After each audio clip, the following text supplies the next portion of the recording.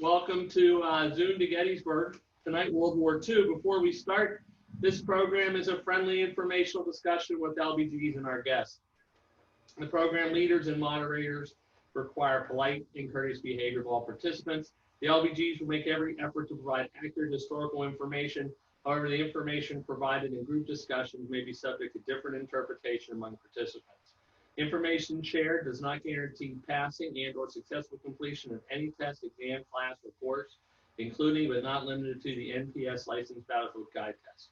The moderators reserve the right to limit discussion and comments during the program. And also this evening, I am going to be recording this. Ralph's going to do, this is a pretty cool presentation, so I'm going to record it. He's got a bunch of PowerPoint slides. So if that bothers you, you can mute your mic and take your video down, and your name will just be up there, or change your name. But other than that, we are going to start recording. So with that, Ralph, you have the floor. All right, well, good evening, everybody. Somebody wave your hands like this if for some reason you can't hear me, because I can hear myself just fine. And through the magic of Zoom, welcome to the Soldiers National Cemetery. This is one of the old maps that shows the various state cemetery plots for the National Cemetery, the Civil War burials. When I say old map, you see where the visitor center used to be, right across the street from the entrance. Can everybody see that? Mm-hmm. Okay. Yep. This is my census of the grave sites in the Soldiers National Cemetery, including the annex. A 5-acre annex that was added in the 1960s. So we have 3,636 Civil War graves, 3,512 from the Battle of Gettysburg, and the other 124 were added in the 2 years, actually many years after, local Adams County residents who were in the war. The old section of the cemetery, the 17-acre section that Judge Wills acquired, holds 5,206 grave sites. The annex added another 1,700 for a total in the National Cemetery of 6,917. And the reason I go through these statistics is because I thought it was impressive that 25% of those numbers, those grave sites, are marked World War II. So while we do have a large, obviously it is an important Civil War cemetery, there's a very large representation of World War II dead. The list that I've compiled, the research I've done, shows that we have 487 grave sites marked World War II, whose dates of death coincide with the years of the war, 1941 to 45. There's another 7 whose dates coincide with those years, but they're not marked World War II, so they remained a question mark. 442 of them were killed in action or died of wounds suffered in action, and 45 were classified as died not in battle, but as I'll discuss later, I think that classification is extremely suspect. I think almost all of those are killed in action. Oh, there's the number 487. Everybody's seeing these little circles as I circle them as they pop up? Okay. So question, how do these World War II dead, if they're killed at the fighting in the Battle of the Bulge on Omaha Beach, how is it they're buried in Gettysburg? Well, originally they're buried in Europe. And from 1947 to 1949, the bodies, if the families asked for it, are brought back to the United States. This is what they call one of the Liberty ships leaving France with hundreds and hundreds of American caskets on it. This particular ship setting sail in 1947 to bring these bodies back to the United States for reinterment in United States cemeteries. In 1947, Gettysburg was the only national cemetery in the state of Pennsylvania. Today, there are 3 others, much, much larger than Gettysburg, but at that time, Gettysburg was it. Here's a picture of the caskets being unloaded from the ship, loaded onto trains, Pallbearers carrying the caskets. This is big events back then. Life magazine has a wonderful archive of these photographs. This is a personal photo that a friend gave me. One of the people we'll talk about later, William Stump, 5th Rangers. This is his burial site in Gettysburg. That's his casket for reinterment in 1948 in Gettysburg. So that's where they come from. Where they're located is in 3 sections. The first section, interestingly enough, is named Section 1. And that's the first section that would have burials on the outside of that roadway that we have in the National Cemetery. So it's the first section that will be populated with grave sites outside the semicircle. Here's Section 1. Here's our bus driver. Everybody recognizes him, I hope. Roy Frampton standing in the Pennsylvania section. Section 1 is behind him. Did everybody see that stripe on the PowerPoint? Is this all working okay? Do this if you see it. Tom Lynn, you see there? Okay, they're very good. Here's me using the gravestone of John Davidson to try to stand up, also in Section 1. I'll talk about John Davidson later. Section 2 has the largest concentration of World War II dead. Now our bus driver has moved to Section 2. Roy is showing us the gravesite of William Miller, Medal of Honor recipient from the Battle of Gettysburg, but behind him, most of those are World War II killed in Section 2. There's another picture of Section 2, another angle. And Section 3 is a beautiful sloped section. It's right behind the Gettysburg Address Memorial, the Lincoln bust on the Gettysburg Address Memorial, that slope that everyone likes to take pictures of. Most of those grave sites are also World War II. And it's the only really sloping ground, and so it's very popular with photographers. Here's a Google Earth picture of our cemetery. The most important landmark, of course, up there is Tommy's Pizza. There's the Soldiers Monument, the Gettysburg Address Memorial, Evergreen Cemetery and the Annex. That's Section 1, Section 2, and Section 3. So what I did in my research, which began, oh Lord, 15 years ago, doesn't that make me sound old? I am old. I took photographs of every single gravestone that had the dates of death coinciding with the Second World War. 494 gravestones. It was easier with a digital camera to make the images and type that all into a database, which this is showing you that I have compiled. If anybody would like this, I'd be happy to email it to me. It is a spreadsheet format. I used this database with the National World War II Memorial, which at the time was compiling records on the 405,000 Americans killed in action in the Second World War. And they gave me access to the database that they were compiling of these dead. Since then, this database is completed and gone public, and you can just go online and Google it. National World War II Memorial Registry.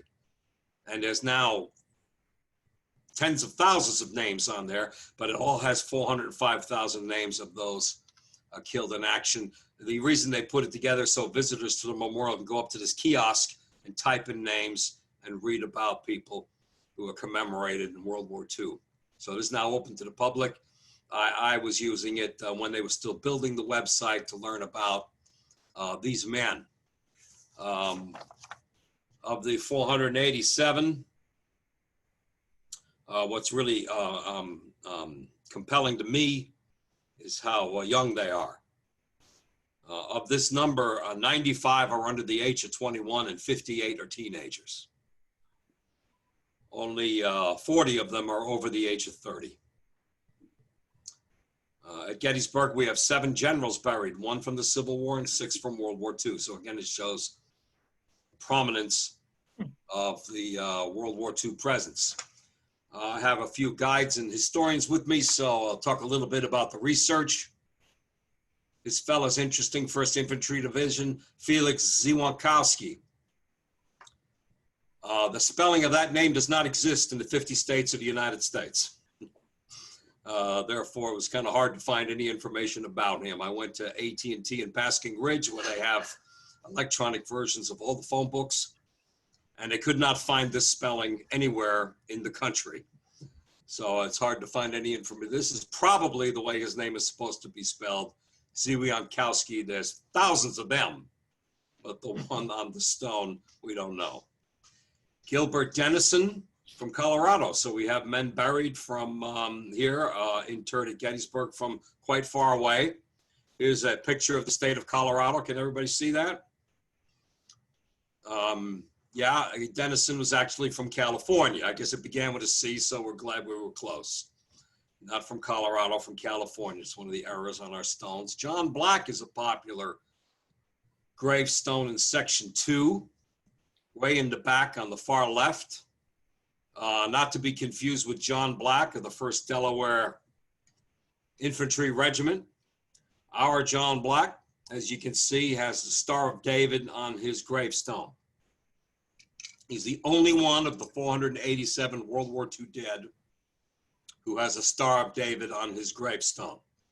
And when you see this gravestone, if any of you know this grave marker, it frequently has stones placed on it, pebbles placed on it, which is a Hebrew tradition for marking graves. They don't mark them with flowers. They mark them with rocks. And so there frequently are stones on top of John Black's monument. Unfortunately, when you look up his grave registration card at the visitor center, John Black was a Protestant. The stone is an error.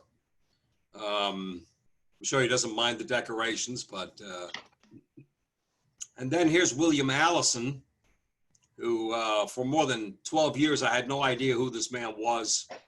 It's a little embarrassing to tell you the truth.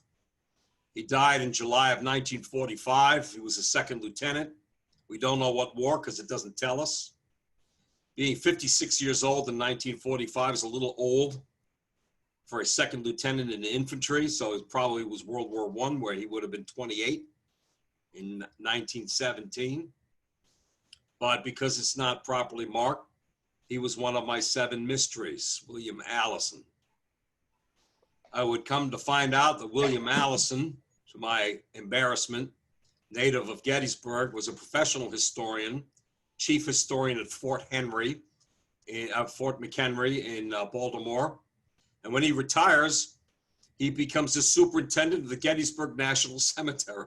He lives in that house that's over by the Baltimore gate. He's living there when he passes away. So he was already in the cemetery when he died. William Allison was also a licensed battlefield guide. He actually was the president of the Battlefield Guides, and he wrote this book, The Story of Gettysburg as Told by the Guides. So now we know who William Allison is, not a World War II veteran. Another unique thing in our cemetery, I don't know how many of you know this, but if you see a grave marker that says "in memory of," like this for this Navyman Kermit Stott, in memory of means it is a cenotaph. It is an empty grave. The body was not recovered. This is a memorial. Now, this is not true in civilian cemeteries, where they'll put "in memory of" on gravestones. But all veteran cemeteries, all national cemeteries in the United States, Arlington and all the other ones, "in memory of" means that person's not actually there. This is a cenotaph, an empty grave. There is Kermit Stott. His ship went down. He was on a destroyer that went down in the Battle of Leyte Gulf in 1944. The entire crew was lost. He's located in section 3 of the cemetery, in about 2 rows in over on the right side. So now we'll tell the story of the war. We are fortunate that we have enough World War II dead buried here that we can actually go in sequence. Something I can't do in the cemetery, but I can do in the PowerPoint. To do this in the cemetery, I'd have to run back and forth between the 3 sections. You all recognize these pictures, of course, I hope. Regis Bo Decker is one of our most well-known burials. A lot of people see him because he's in the first row of section 2, right by the Baltimore gate. Killed at Pearl Harbor. He was a yeoman first class he's 24 years old, so he's been in the Navy for some time. His family's from Pittsburgh, so they asked for him to be buried here, but he actually lived with his wife and child in Alameda, California, temporarily assigned in Pearl Harbor on the USS Helena. USS Helena gets very hard hit in the attack on Pearl Harbor. There's an aerial photo of the attack coming in because the USS Helena is located in the berth where the Japanese attack pilots expect to find this ship, the USS Pennsylvania, the flagship of the Pacific Fleet. But she is in dry dock.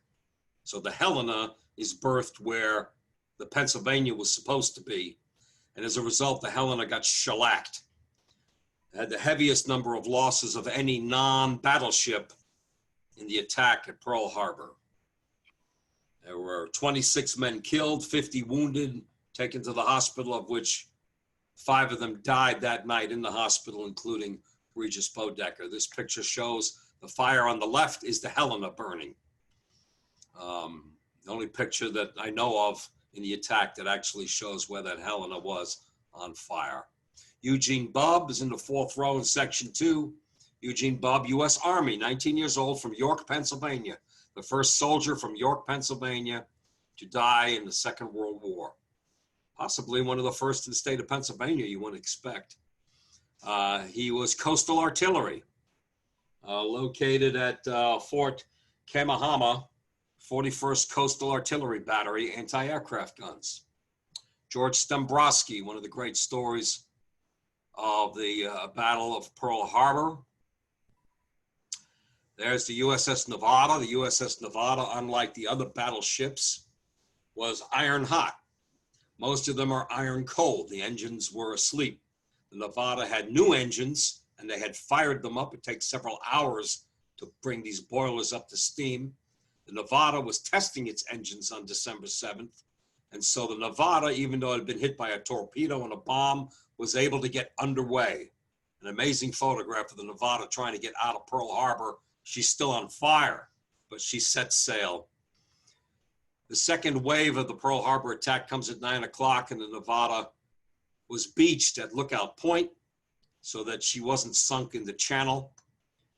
They were hit by more bombs, and George Stembrowski and about 45 other sailors were killed in the second wave of bomb attacks. Story has kind of a, I don't know if happy ending is the right word.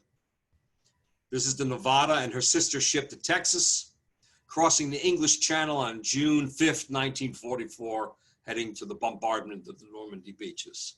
So the ship was rehabilitated, reconstructed, and sent to the Atlantic. There are the grave sites in section 2. Stembrowski and Bo Decker are both in the front row on either side of a very ironic Japanese maple tree. An easy to find, bright red maple tree, and you can find their 2 graves. Bub is about 4 rows behind Bo Decker. After the attack on Pearl Harbor and at multiple other locations, the Japanese rapidly took command of the Western Pacific, Indochina.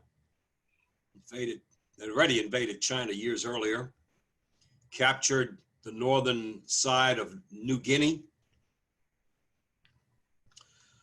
and of course the Philippines dramatically overwhelmed, including the Americans on the Corregidor and Bataan Peninsula. George Bard, 36 years old, from Washington, D.C., was a member of the 31st Infantry, the Polar Bear Regiment. I learned about Bard and acquired his picture. Those of you might remember the former law enforcement ranger at Gettysburg, Ryan Levins, now down at Harpers Ferry. Ryan's father was in the 31st Infantry, and he did a lot of research on them. So George Bard, 31st Infantry, captured together with 12,000 Americans in what led to the, in April of 1942, that led to the horrific Bataan Death March, where 10,000 American and Philippine prisoners died on the march. George Bard made it to Camp Cabanatuan, specifically holding Americans, 6,000. And in the months of May, June, and July, 3,000 of those 6,000 died of disease. So it really was a death camp. As you can see by the date of death, George hung on longer than most of his friends, but he did die that following November, probably of yellow fever and severe malnutrition. The survivors at Camp Cabanatuan, there's where George Bard is in section 2, 4 rows back. Survivors of Camp Cabanatuan is a picture of when they were liberated in 1945. This is one of the great Japanese atrocities of the war. There's the Kabala Tuan Memorial. An interesting side note for World War II fans, historians, students like myself. There's a 20% chance that a Kabala Tuan burial, because of course there were no grave markers in the American cemetery, they just buried them, threw the body in a ditch and threw dirt on it. So these bodies were disinterred but could not be identified. There were 4 among the 19 caskets that were selected, brought to Hawaii, and one of them selected at random to be the World War II veteran who's buried at the Tomb of the Unknown Soldier in Arlington. There's a 20% chance that it's a Kabala Tuan veteran buried there because of the number of caskets that they recovered and selected from at random. The other picture I think I said is the Kabala Tuan Memorial in the Philippines where the camp was located.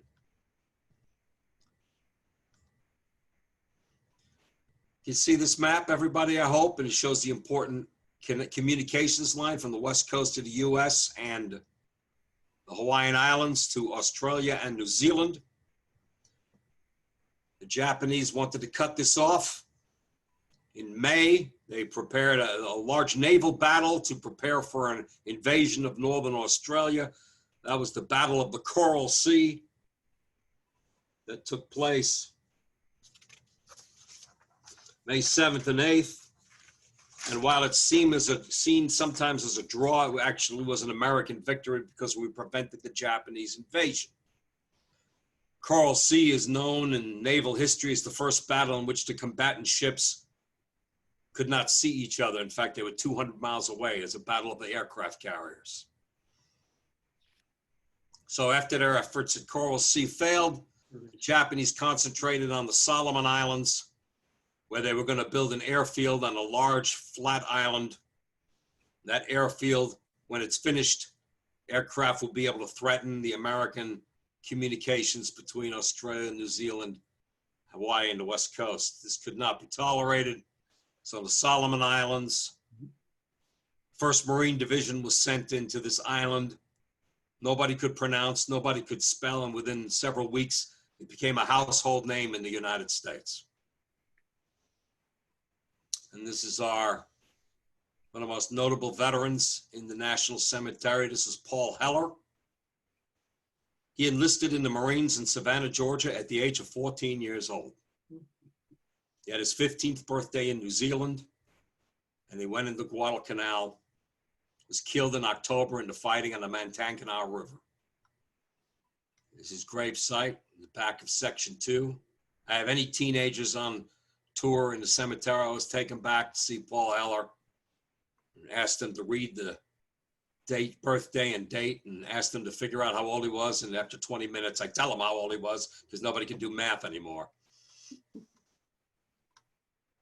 This is the document that would have gotten Paul Heller thrown in federal prison because he lied about his age.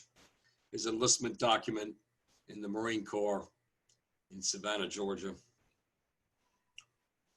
Photos from Guadalcanal. Hey, I'm trying to do a program here. Be quiet. The dog is obviously impressed with the picture. Hold on a moment. Come here. Stop it. Yeah. Stephen Parana, a little bit older. Jesse Leroy Phillips. Guadalcanal was also known for severe naval fighting, all of it taking place at night. So many ships were sunk. It came to be known as Iron Bottom Sound. Carl Swanson, U.S. Navy, died in the fighting in the Iron Bottom Sound. This is where their grave sites are located in Section 2. Heller all the way in the back. I'm going to send you back to the shelter. Oh, my Lord. Hold on a moment. I'm sorry. You have to stop it. I'm on the thing here. Knock it off. All right. I'm back. Sorry. To stay in the Pacific for a moment, Thomas Aston. Thomas Aston was from Pittsburgh, 26-year-old fighter pilot flying the P-40 Warhawk.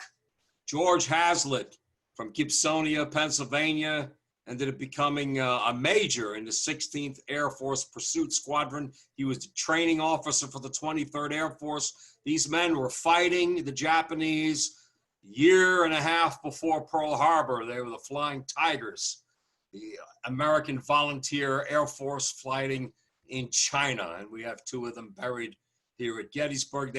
When the war begins officially, they are converted to the 23rd Air Force and continue fighting, flying out of India and Burma over the Himalayas and into China. Hazlit is located back in row 10 in section 3. The iconic monument for the Marines, Battle of Iwo Jima. We have 3 veterans, one stone, I'm afraid, almost impossible to read. Robert Livingston, Marvin Siglin, he's 18 years old. Robert Livingston, 23. Captain Roger C. Schultz on the far right. The gravestone looks a lot cleaner today. They've done a nice job restoring them. I just don't have a better photo. I'll be getting one. 26-year-old captain from Philadelphia, highest ranking Marine, killed on the 4th day at Iwo Jima. He was a platoon commander in a tank battalion, 4th Tank Battalion, Roger C. Schultz. So that's the Pacific. That's where the Livingston and Siglin are located in section 2. War, of course, for the Americans in Europe begins in Africa. Landings on the beaches in Morocco and Tunisia. We will trap and capture 150,000 German soldiers in Tunisia over the course of the next 7 months. Killed in the fighting in Africa, Loyal Hoffman from Westmoreland County, 25 years old, and co-pilot, Marauder co-pilot James Pogue, who was 26, is also from Pittsburgh. That's where they're located. From Africa, we finally brought the war to the mainland of continental Europe. The first attack was in Sicily. July 10th, 1943, Operation Husky. George Leetcam, member of the brand new airborne infantry, the 82nd Airborne Division, and this was their first major drop. They had done several drops over the years, over the months in the campaign in Africa, but they were all fairly small. Several companies, battalion-sized drops. Now was a big drop, 144 C-47s taking off from Benghazi and Tripoli, flying over the Mediterranean in the dark to drop 3,400 paratroopers in mainland Sicily behind the beaches. Underneath them in the ocean between Malta and Sicily were 500,000 American and British infantry troops on cargo ships. All right, that's not my side. And the Navy was guarding these cargo ships with anti-aircraft destroyers and cruisers and was very nervous that the Germans would attack. These cargo ships are defenseless, each of them carrying 3,000, 4,000, 5,000 men. One of the Navy ships hears aircraft overhead, gets nervous, opens fire. Everyone sees the tracers going up in the dark. Everyone opens fire. And 23 of the aircraft of the 82nd Airborne Division are shot down in one of the greatest friendly fire catastrophes of the Second World War. More than 300 paratroopers are killed, including George Leetcam. He's 24 years old, also from Pittsburgh. The second in command, the deputy commander of the division, Charles Kierans, was also killed in that accidental shoot down. British almost lost almost as many men when their gliders accidentally detached too early and crashed into the water instead of landing on land. So the whole airborne operation in Sicily was a big mess. And as a result, they learned never to do it again. Here's a photograph, frequently misidentified as a D-Day photograph. This is actually a photograph from Operation Husky from the 82nd Airborne Jump. An expert reenactor explained to me how this gear that they're carrying was no longer used in 44. So this is a 1943 photograph. And because of the losses in Sicily, right, they would learn that this is too risky and they wouldn't do it. No, not at all. D-Day, which we recognize in 2 days from now, the jump was 3 times larger, 3 divisions, 13,000 men. But they learned. They made the airplanes come in on a specific route, different from where the Navy ships were, and the Navy was told, be careful what you shoot at. This is the flight line, this is the flight route that the C-47s are taking. Don't shoot at anything in the flight line. And what they did at the last minute, this is where Lee Cam is buried. At the last minute, they painted stripes on all the airplanes. Figuring, what are the chances the Germans are going to figure this out fast enough and find enough white paint and imitate the paint? And so the C-47s, here you see 2 of them. These are Re-Enactor modern aircraft. This is not a battle time photo. Oh, for God's sakes. Sorry, I'm going to have to kill that dog. So you see the white stripes were painted on them to help identify these as friendly aircraft. Last year, you know, was the 75th anniversary of D-Day. And in tribute to this, the 495th Fighter Squadron in Lakenheath, England, painted their F-15 Eagles with the 3 white stripes just as a tribute. And they flew over the beaches in Normandy as part of the 75th anniversary. So I like showing that picture. I think that's kind of cool. Also killed in the landings at Sicily, George Beals, first lieutenant engineer, recipient of the Silver Star, and John Somuk, 4th Ranger Battalion. Somuk was only 3 months past his 17th birthday, so he enlisted in the Army Rangers at the age of 16. So then to D-Day itself, this is a LST, a landing ship tank. The various craft that were used in the landings get very complicated. LST is the biggest one.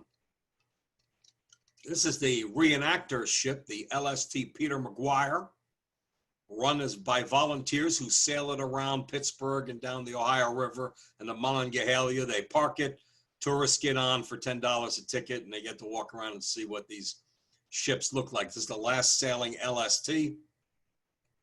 LSTs can carry 20 trucks or 10 tanks.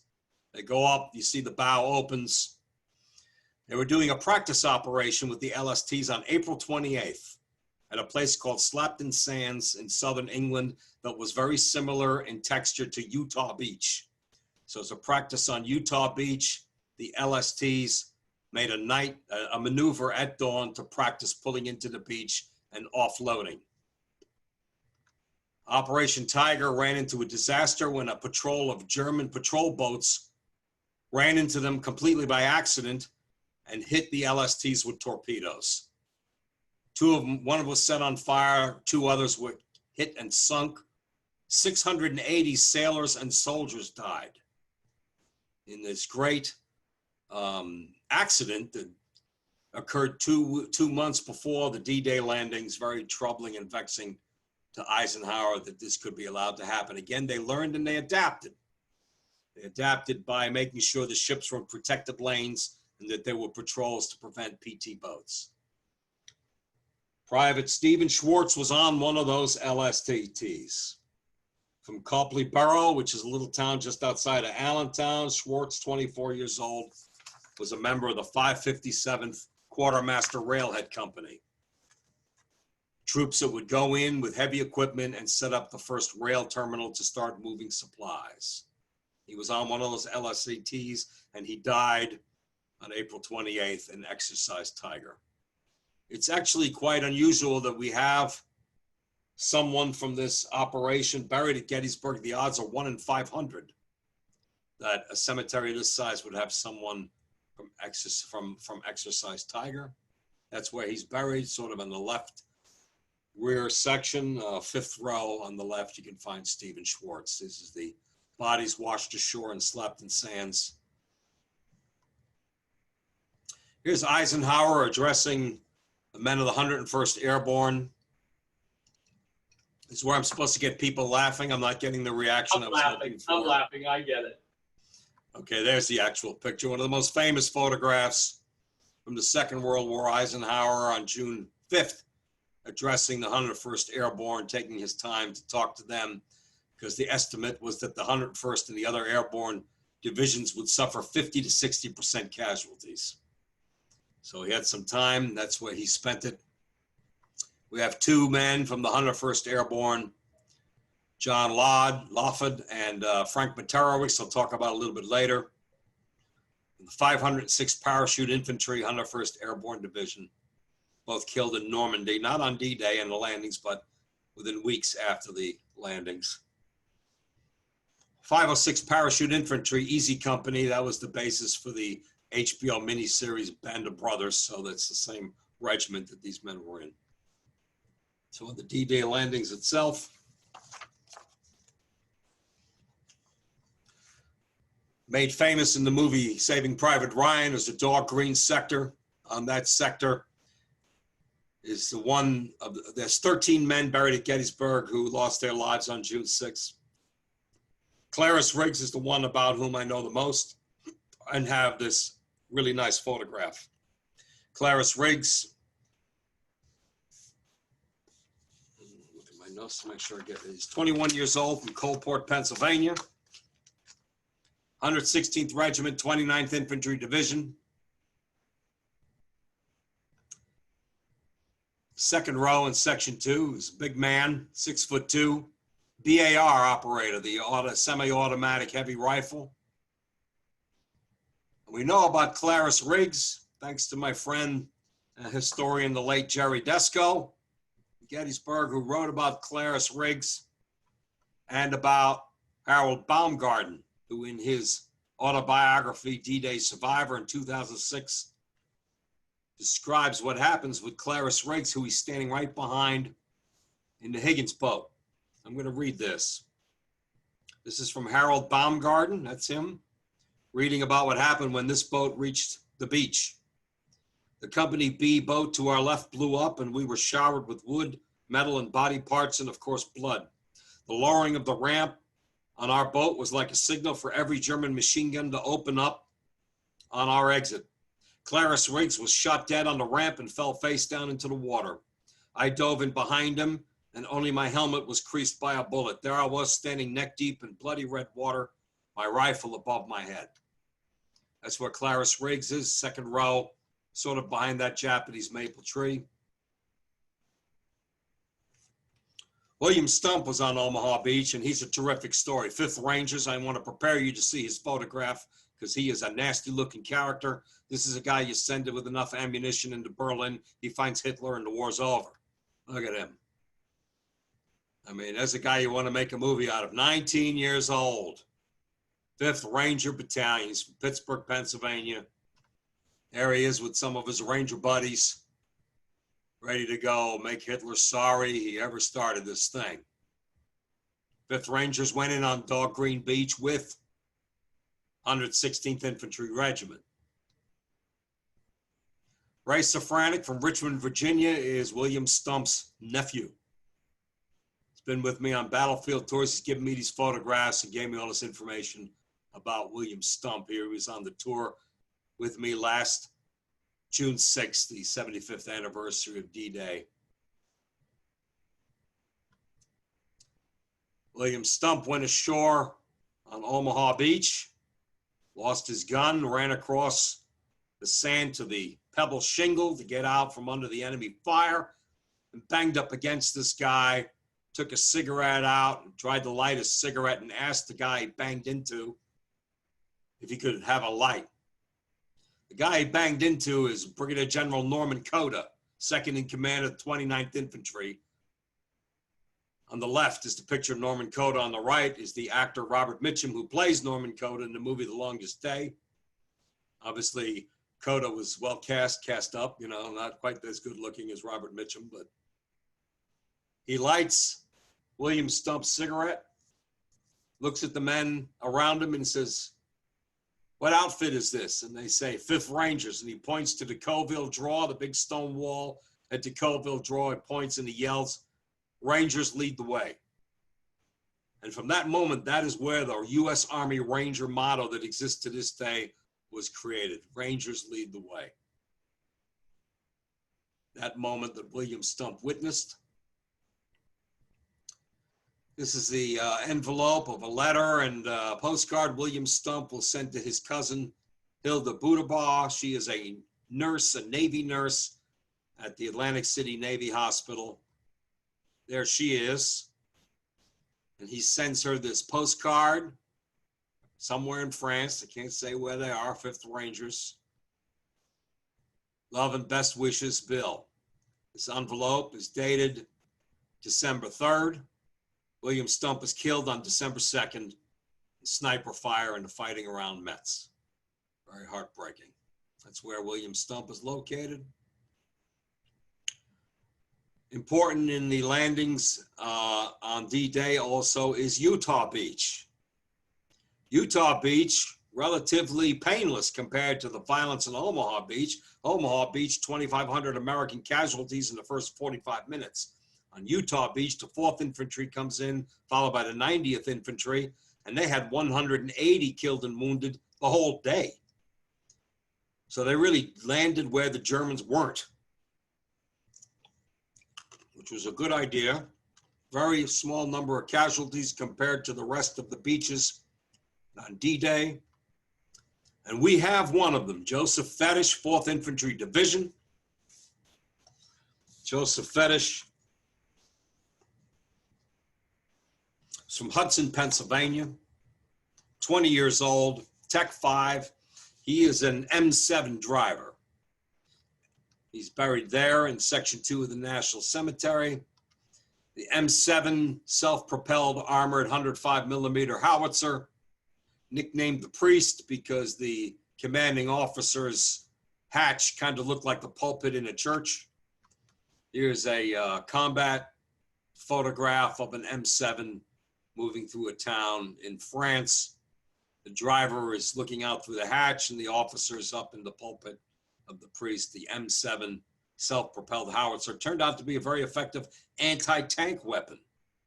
As they were coming in on Utah Beach, 4 of these were on a landing craft tank. It's not a big thing. It's big enough to hold 4 of these. LCT 458 hit a mine and sunk. 59 men went down with the 4 M7s, including Joseph Fetish. Frank Kesnowski, military police. Traffic cop on Omaha Beach. Can you imagine how dangerous and difficult that would be? Trying to keep open the vehicle lanes, trying to get the trucks moving, telling soldiers go to the left, tanks go to the right. 11th Corps go to hell. Okay, that's an inside joke, you know. And Kesnowski is killed on Omaha Beach. He's from Somerset, Pennsylvania.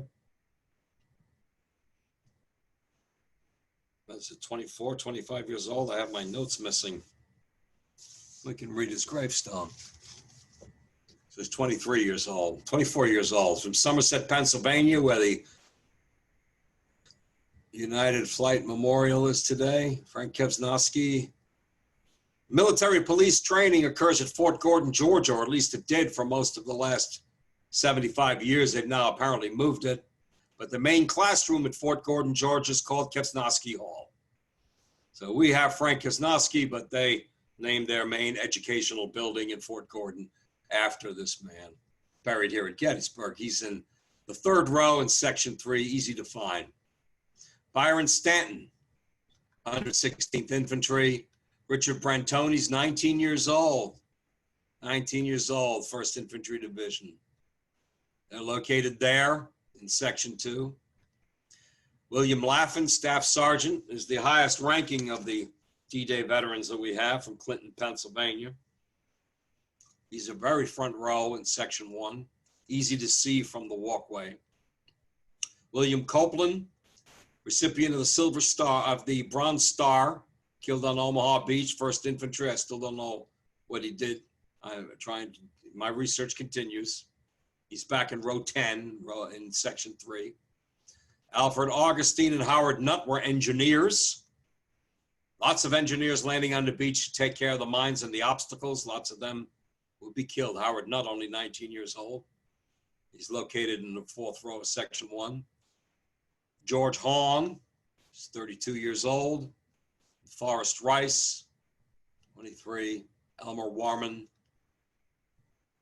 This is where they're located in Section 2. This is a dubious photograph of John Klister, meaning I'm not sure it's him. It's posted at Find a Grave and other locations as being the veteran John Klister buried at Gettysburg. John Klister was, the picture shouldn't have come up so fast, so ignore the photos for the moment. John Klister, you see his date of death is June 9th, 1944. John Klister was military police. The problem I have with this picture is the motorcycle has that painting, it has engraved on it, "My Aachen Back," a pun on the German town of Aachen. Klister wasn't there long enough to get near Aachen, so I don't know why that would have been painted on his motorcycle, which makes me wonder that this might not be him. But this is the gravesite of John Klister, who was officially registered as missing in action on June 6th, and his body was identified June 9th, so that's the date of death that they put on it. Military police officer, 29th Infantry. The pictures on the slide are my dear friend Bill Patton from Cape May Point, New Jersey. Passed away 2 years ago at the age of 94. And a Navy picture of him. Bill Patton was on the USS Emmons, a destroyer patrolling off of Omaha Beach. And Bill Patton told me the story that after the fighting had died down, the men on his destroyer were fishing bodies out of the water. And those bodies would be transferred to tenders and taken back to England, where it's quite plausible it would take several days before they'd be officially identified. I think John Klister was fished out of the water and would not be identified until June 9th. Remarkably, Eric Dorr, the proprietor of the Gettysburg Museum of History on Baltimore Street. Everybody, show of hands, you've been to Eric's museum. Eric has John Klister's helmet. He bought it at auction in Normandy, not knowing that John Klister was buried at Gettysburg. He would eventually find it out. And you see there's a photograph that he took with the helmet on John Klister's gravestone. I always wanted to kind of organize a tour where Eric comes along and we bring the helmet, but he's never there when I'm doing tours, so not yet. But there's John Klister's helmet. It's engraved with his name on the inside. You can go to Eric's museum, which is free of charge, and see John Klister's helmet. And he's buried in Section 3 in the third row, right in the center. John Klister, who I believe was killed in action, number 13, killed in action on D-Day. D-Day landings shown by the arrows. The objective was to isolate and capture the port of Cherbourg. Cherbourg would become crucial in the final months of 1944. From September to December, 500,000 American troops in 21 divisions would come into Europe through the port of Cherbourg. The Germans had destroyed the port and had heavily mined it, so it was important to repair the docks and the port works, and to also clear Cherbourg of mines. This is a World War II tender converted into a minesweeper, the Myantonoma. Myantonoma would be picking up mines and destroying them in Cherbourg Harbor, when on September 25th, it hit a mine itself and went down. On board the Myantonoma, I'm going in a different direction, I'm sorry, was Stanley McGargle, 17 years old, of Allentown, Pennsylvania. He had to get permission from his parents to enlist in the Navy at the age of 17. There he is. Him and 77 of his shipmates lost on September 25th when the Myantonoma went down in about 20 minutes after hitting a mine. He's located in the fourth row, sort of the right center side of Section 2. Easy to find. By the winter, the U.S. Army had established a line between Belgium, Luxembourg, and Germany. The Germans launched a massive attack on December 16th, pushing the line back, and the creative strategists and intelligence officers in the U.S. Army couldn't think of anything better than to call this the Battle of the Bulge, because of the bulge in the line. The Germans have a much better name. They call it autumn mist. Of course, it's not autumn, it's winter, and mist is a German euphemism for a different word that we won't pronounce in polite company, but the famous Battle of the Bulge, John Davidson is the only one buried in the National Cemetery killed on the very first day. December 16th, he was 14th Armored Cavalry, fighting in the Lowshine Gap. The cavalry regiment was hit by 2 SS Panzer divisions, and they fought in the Lowshine Gap for 3 days. Suffered 60% losses in the cavalry regiment, including John Davidson on the first day. He's in row 2 in section 1, easy to find. Our most famous of the Battle of the Bulge veterans, Fredrick Clark, killed on the second day, December 17th, in the infamous Malmedy massacre. In the crossroads town of Malmedy, Belgium, on the north side, where the 285th Field Artillery Observation Battalion was taken prisoner. They disarmed the men, marched them into a snowy field, and shot them down. They were found by Allied forces 4 weeks later. They started marking the bodies, as you see in this photograph, in these photos. One of the massacres of the battle. Fredrick Clark is in the second row on the far right end of section 2. The odds that we would have somebody from the Malmedy massacre buried at Gettysburg are 1 in 5,000. So it's remarkable that Fredrick Clark, that we have someone like him to talk about this tragedy. My favorite, I have to say, however, is combat medic Louis Flanagan from Philadelphia, 30 years old man in the regiment, 30th Infantry, Old Hickory, trained in the United States as a combat medic. Comes crucial in the operations, 30th Infantry, heavy fighting in August. Men in a forward observation post are badly wounded. Despite the artillery fire, Flanagan runs out between the shells, gets the men, gives them first aid, and drags them back, for which he's awarded the Bronze Star. I've asked Army historians, says, you gotta be kidding, this is Medal of Honor stuff. And they said, this is going on all day long in Normandy. That's what the fighting was like. It's amazing he was recognized at all. So Louis Flanagan,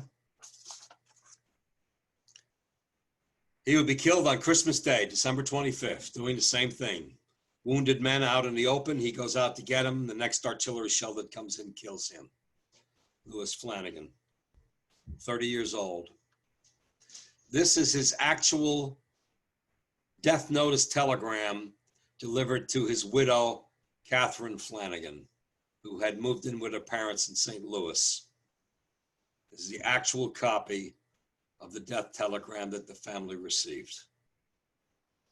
And this is Louis Flanagan's actual Bronze Star and Purple Heart with the gold star device, showing that that was a Purple Heart for a killed in action. And the Bronze Star, again, I described, was awarded to him for action in the Mortain Gap in August.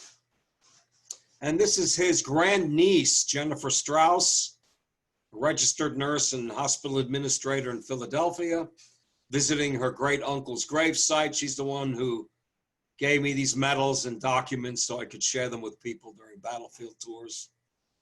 Photographed at Louis Flanagan's grave some years ago. Flanagan is right behind and really underneath the Japanese maple tree. So you have to really get up in the summer. You have to get up under that tree to find his grave, Louis Flanagan.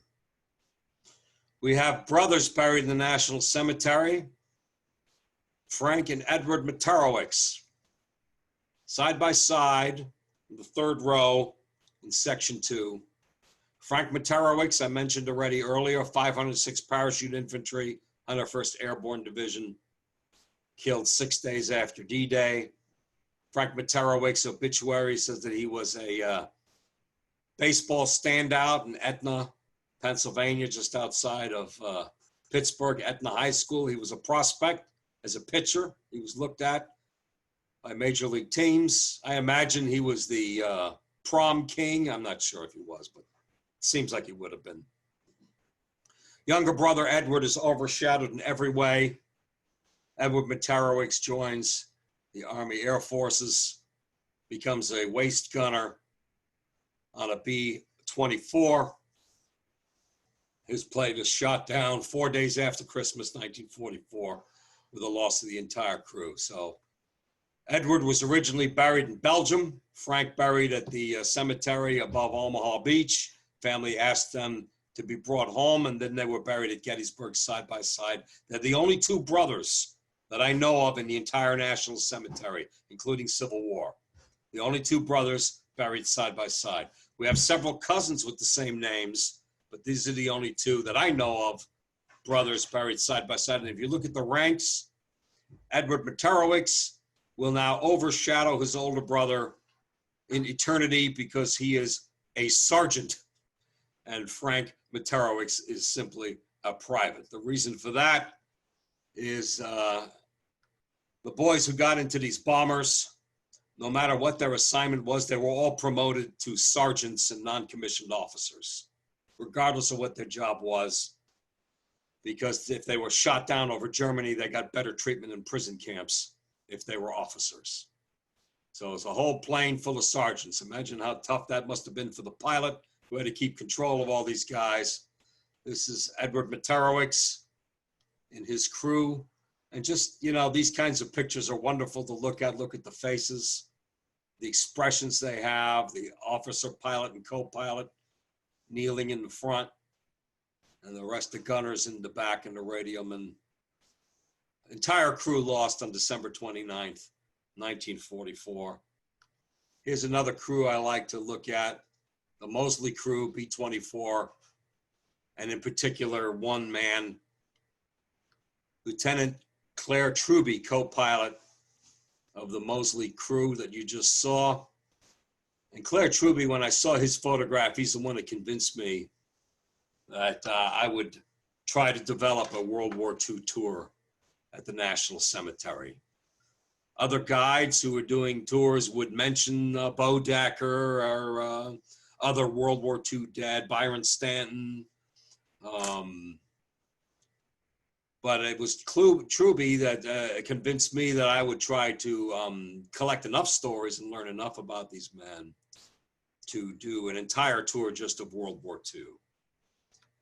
He's on the very end on row 3, very far right end of section 2, easy to find. And there's his picture blown up. And just look at the personality on that face. Look at the character and the personality. This is a guy who should be fixing hot rods on Saturday night and making life difficult for the fathers of young women like myself. Instead, he's co-piloting a bomber in the largest war in the history of the world. Claire Truby, 22 years old. There's their bomber, Winnie the Pooh. B-24 flying as part of in support of the D-Day landings. Will be badly damaged on June 8th in bombing run over Reims. Managed to get back in terrible weather to England, but while trying to land, crashes, the loss of the entire crew of 10 on June 8th. He's one of the people classified as died not in battle, which to me is insulting. The idea that these battle-damaged aircraft crashes when it gets home. There's a better picture of a B-24 Liberator, the largest 4-engine production aircraft in the history of aviation. 18,000 B-24 Liberators were built for the Second World War. No other 4-engine aircraft comes close in aviation history to those kinds of numbers. But more famous, of course, is the B-17. And this is our only, that I know of, B-17 pilot in the National Cemetery, buried in Section 3, behind the Lincoln Memorial, Bruce Evans. Bruce Evans, I want you to picture in your mind, what does a B-17 pilot look like? Just look at him. Can you believe that? Right out of Central Casting. 22 years old, 23, just had his 23rd birthday. Bruce Evans.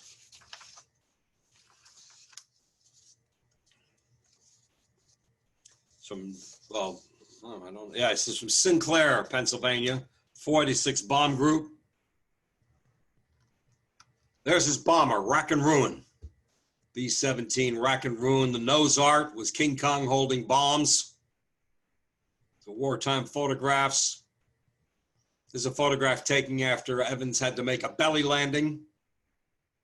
Landing gear wouldn't come down because of battle damage. You can tell that because the blades are all bent back on the propellers when they augered into the ground when the plane had to skid to a landing on the grass. Bruce Evans is in row 9 in section 3. If you read his gravestone, if you walk down the slope and read his gravestone, you see at the bottom it says AM and 3 OLC. You're not supposed to be awarded a medal more than once. If you are qualified to receive the medal a second time, you don't get a second medal. You get an oak leaf device that you can attach to the ribbon of the medal. So Bruce Evans is awarded the Air Medal. You receive the Air Medal for flying 5 missions. And Bruce Evans would have 3 oak leaf clusters, which means he's awarded the Air Medal 3 more times. He's flown more than 20 combat missions flying to B-17. This is 23 years old. Just turned 23 a few days before his death. And he has the Air Medal and 3 oak leaf cluster. Bruce Williams. They're flying over Chemnitz on February 6th. Industrial Center, Far East Germany, trying to provide some support and assistance to the Red Army approaching from the Soviet side, bombing Chemnitz as a rail center and supply center for the Germans on the Eastern Front. Our anti-aircraft artillery fire, shell explodes, and Bruce Evans is killed.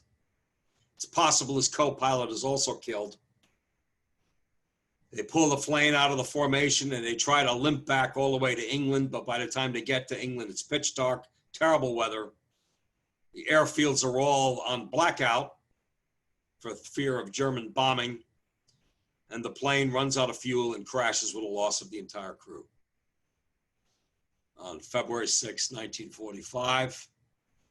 1 month later, Bruce's daughter, Karen Seelig, is born. This is her. She's now a retired pediatrician in Ohio. And this is Bruce Evans's actual Air Medal with 3 oak leaf clusters. She didn't know what to do with the medal. We couldn't find a museum. And so she gave it to me on permanent loan so I could show it to people during battlefield tours at Gettysburg. And I've been able to show this medal to hundreds of people. Now you can see a picture of it. You come on one of my cemetery walks and I'll let you see it up close and personal. His actual Air Medal with the oak leaf devices. This is another bomber, the B-26 Marauder. We'll finish up with the story of them. See how they're all jammed in the front. They want to be in the picture. Notice the bombardier is smoking a cigarette up in the nose. There's a less exciting photograph of a B-26 Marauder. Marauder pilot Elmer Oglietti from Armstrong County, Pennsylvania, 23 years old. 320th Bomb Group, 441st Bomb Squadron. 12th Air Force located in Italy. The air base is near Naples. Elmer Oglietti promotes from lieutenant co-pilot to captain pilot. And on March 22nd, Elmer Oglietti is promoted to squadron commander. He's the highest ranking airman we have in the National Cemetery. Captain Elmer Oglietti, promoted to captain of his own squadron, flying his first mission as squadron leader on March 22nd. I don't have a picture of Oglietti, but this is a picture of another unidentified crew. It's a bunch of clowns they are, and the official slogan of the 441st Bomb Squadron, the Finis Origine Pendet. The beginning defines the end. This is one of the B-26 Marauders in his group. Again, it's not him. This is the official report of the flight, March 22nd, showing Oglietti at the top as squadron commander, the highest ranking airman we have at Gettysburg. Oglietti doesn't get off the runway. His plane crashes at the end of the runway with the entire loss of the entire crew except himself. He lives for 2 days and dies of his injuries 2 days later. So Elmer Oglietti, buried in the third row in section 2. And I end on this to talk about the airmen, the losses that they suffered. We're at an hour, so I'll be wrapping it up, but bear with me. The United States Army Air Forces, the losses that they suffered in Europe are hard to imagine. We think about D-Day, we recognize D-Day on Saturday, the beginning of the invasion on the western side, but the airmen have been taking the war to Germany for 2 years and have been suffering catastrophic losses in that period of time. That's why I think a lot of them are classified as accidental deaths and died not in battle, because the losses were so extreme that if the American public got an idea, there would have been an outcry.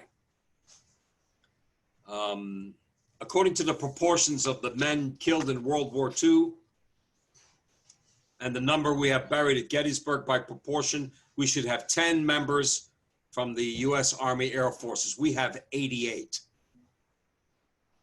The losses that these guys suffered. The 8th Air Force, which is one of only 3 air forces operating the heavy bombers out of northern England, the 8th Air Force had more men killed than the Marine Corps in the Pacific in the entire Second World War.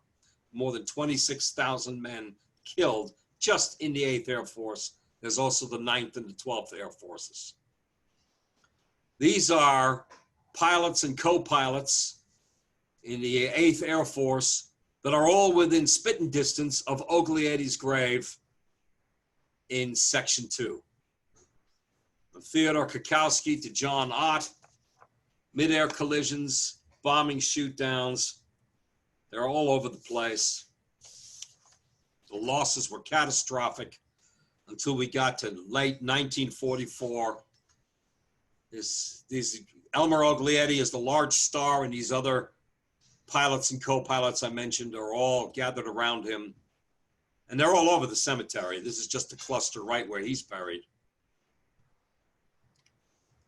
And this changes when American hot rod ingenuity brings into existence the P-51 Mustang, the first fighter plane that's capable of following the bombers all the way to their targets in Germany and escorting them all the way back. When the P-51 Mustang is introduced, the bomber losses drop immensely. The losses in bomber crews would really make a big difference because of what the bomber pilots would call their little friends, the P-51 Mustangs that could escort them all the way to Berlin and back. And we have several Mustang drivers in the National Cemetery, but Fredrick Dorsch, who's buried only about 10 feet away from Oglietti, Fredrick Dorsch is our fighter ace. 31st Army Air Force Fighter Group, P-51 Mustangs. Fredrick Dorsch had 8 kills. If you had 5 shoot-downs, you were classified as an ace. Fredrick Dorsch had 8. Here he's flying the P-51B Mustang. It was the first Mustang came out in the Spitfire airframe. And you see he would have 6 kills in this aircraft before he advances to the more familiar bubble top P-51 Mustang. The 31st Fighter Group was the most highly decorated fighter group in the European theater, and these are their aces. Fredrick Dorsch on the far left. Their aces posed in one of the P-51B Mustangs.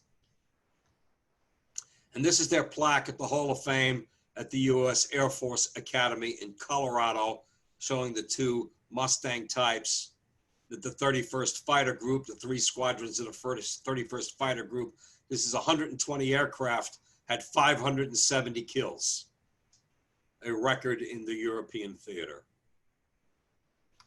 So Fredrick Dorsch is a row behind Oglietti, and I think important to end the story with the airmen because of the immense sacrifice and I'm afraid somewhat overlooked many times. Man I've been on battlefield tour at Gettysburg with, Professor Donald Miller from Lafayette College. Those of you who know Lafayette College, that's where Our heroic Edwin Coddington was the professor who wrote the great study in command about the Battle of Gettysburg. Donald Miller wrote the book Masters of the Air, and he's a consultant on the HBO project that should be airing next year on the Mighty Eighth, similar to the Band of Brothers, a 8 or 10 part series about the 8th Air Force in the Second World War. So with that, I wrap it up. Anybody wants to turn on their mic and ask me a question? I ran a little long of an hour. Ralph, As I said, I'd be happy to send you the notes, and in some way we can convert the PowerPoint to a PDF file. I can also Dropbox it to you. Be happy to share this with anybody who would like. Ralph, this is Fran. Phenomenal job. Can't say that enough. I only have 2 questions. One was from Deb asking about why Purple Hearts are not on the monuments, and another one from Judy who wants to know why they're all Pennsylvania soldiers in the cemetery, which is an interesting fact. They're mostly Pennsylvania soldiers. We have about 80 from out of state. They wrote letters to the families saying, if you want your son who's buried in Italy or Belgium or Germany or France, if you want us to bring him home, you got to fill out the form and we'll bring him home. They don't promise you where they're bringing him home to. So a lot of these guys would go to Saratoga. If you go up to Saratoga National Cemetery, there's an immense Pennsylvania section because, again, there were no national cemeteries in Pennsylvania except for Gettysburg, which is kind of small. But so that's why we have Pennsylvania men. Now the cemetery of the Alleghenies, that's where Pittsburgh veterans are buried now, but very many of our men are from Pittsburgh. I think it's actually the majority are from Armstrong County and Allegheny County and Fayette County, which are all suburbs of Pittsburgh. What about the Purple Hearts on the stones?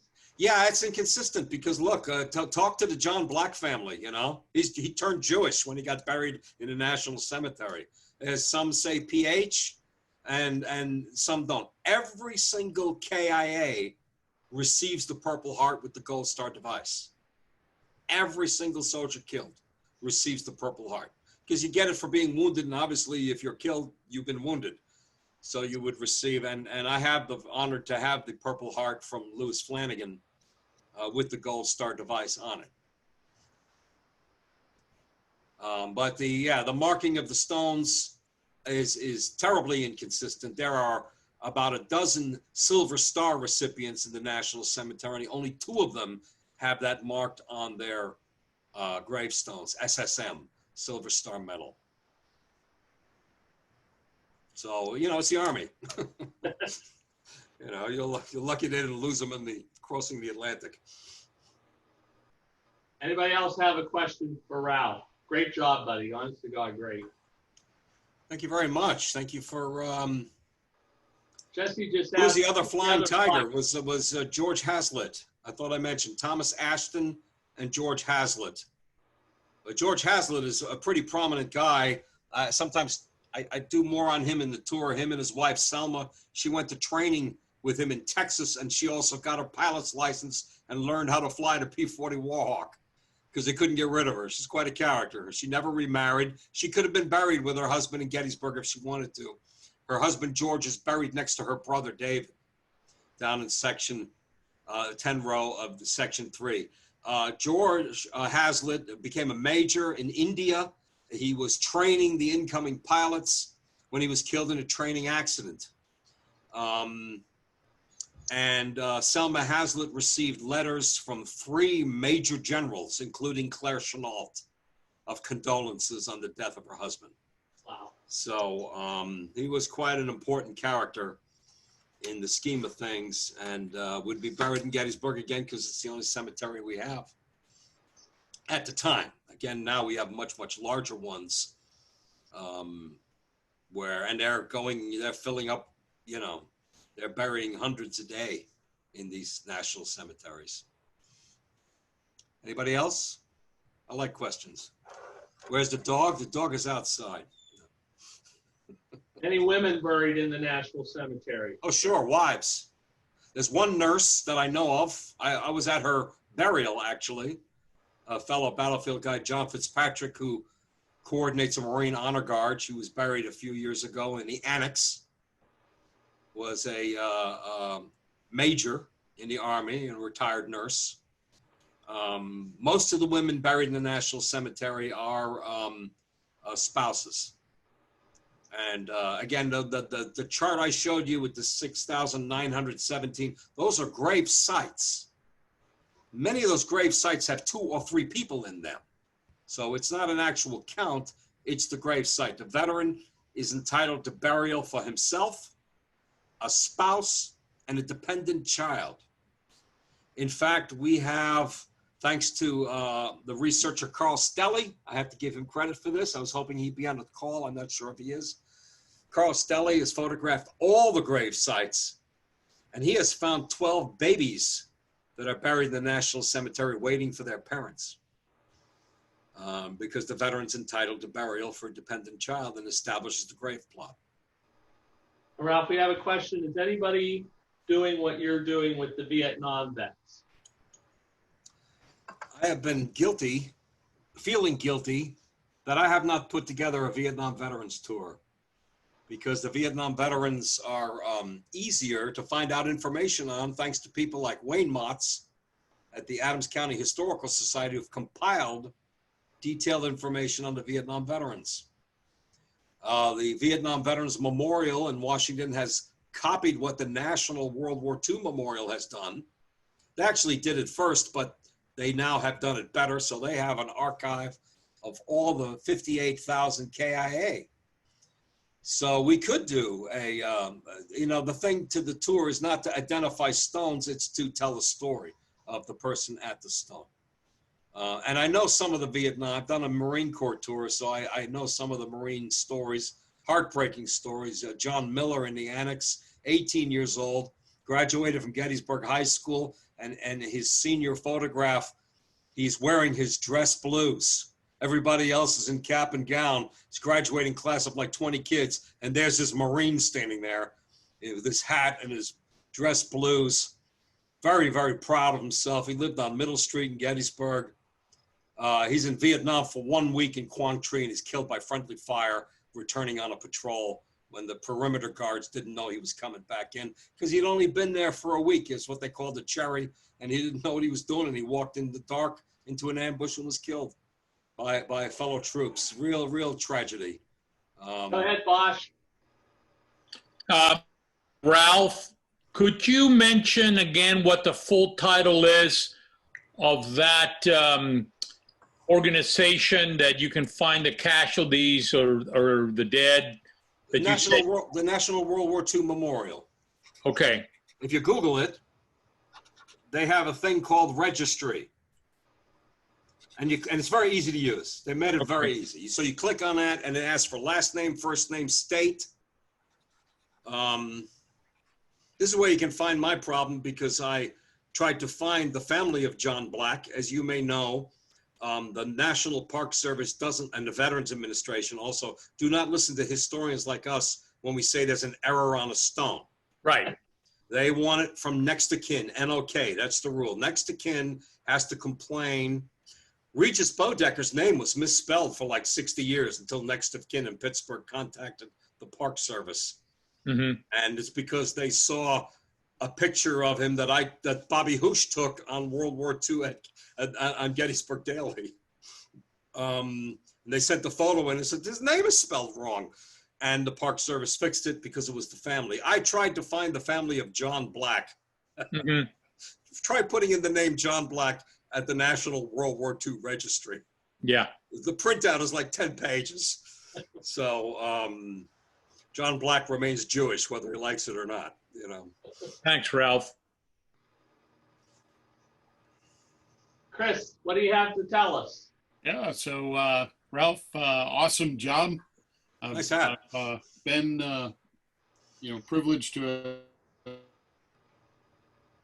a couple times, and every time I listen, I learn something. So it's a great job. I'm sure everybody on the Zoom will agree. So next week we go back to the Civil War, and we are going to kick off a series that we're hoping will kind of take place every Thursday night, you know, in and around the anniversary. But next week, we're going to start off with taking a look at the Battle of Brandy Station, the largest Civil War cavalry battle. So myself and Britt Eisenberg will be presenting. And so look forward to doing that one and having everybody join us for that. All right, any last questions for Ralph? So I'm going to stop the recording now. It'll take a couple hours to upload, and when I get it, Ralph, with your permission, they want to be able to see it again. Can I let that? Is that all right? Absolutely. And plus we'll post a PDF version, which is easier to transmit. PowerPoints are very, very large, and You do wanna- not email. you And wanna put your also email- the notes. Do you want to put your email in the chat so they have it? Well, anybody can see. I have a Facebook page, and you can send me a message on the Facebook page. Perfect. I can give you my email address, but nobody ever gets it right. Okay. And I'd be happy to send out the notes so that you don't have to write it all down.